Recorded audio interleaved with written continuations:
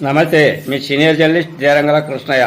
ఈరోజు ప్రధాన అంశం పులివెందులలో ఆర్టీసీ బస్సు దగ్ధం, ప్రయాణికులు సురక్షితం అనే అంశంపై విశ్లేషణ.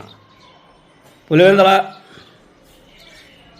ఓ సంఘటన చోటు చేసుకోవడం, ప్రయాణికులు సురక్షితంగా ఉండడం ఈరోజు జరిగింది. అది ఎక్కడ అంటే వేంపల్లె వద్ద ఉన్నటువంటి వీరనగట్టుపల్లె వద్ద విద్యుత్ తీగలు తగలడంతో ఆ బస్సులో మంటలు చెలరేగాయి. 18 మంది ప్రయాణికులు అందులో ఉండగా వాళ్ళు కేకలు వేయగా బస్సు ఆపారు. అందరూ కూడా సురక్షితంగా ఉన్నట్లు సమాచారం. ఈ దగ్ధమైన బస్సు కదిరి డిపోకు చెందినగా చెబుతూ ఉన్నారు.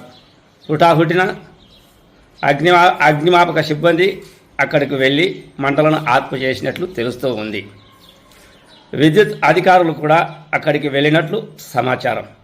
ఏది ఏమైనప్పటికీ ప్రస్తుత పరిస్థితుల్లో ప్రైవేట్ బస్సులు దగ్ధం కావడం అది ఒక పరిస్థితుల విషయానికి వస్తే, ఇటీవల కాలంలో ఆంధ్రప్రదేశ్లో ఎక్కువగా ఏసీ బస్సులు, ప్రైవేటు బస్సులు దగ్ధమై చాలామంది ప్రాణాలు పోగొట్టుకున్నారు.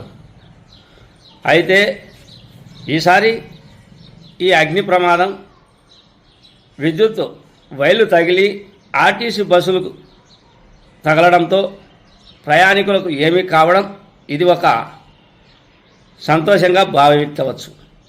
ఎందుకు అంటే ప్రైవేట్ బస్సులలో ఎంతోమంది ప్రయాణికులు అక్కడికక్కడే ఖాళీ బూడిదైన పరిస్థితులు ఉన్నాయి.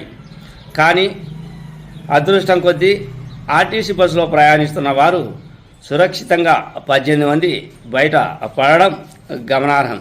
ఏది ఏమైనప్పటికీ వేసవి తాపంలో ప్రయాణికులు బస్సుల్లో కొంత ప్రయాణాలు తగ్గిస్తే మంచిదేమో అనుకోవచ్చు.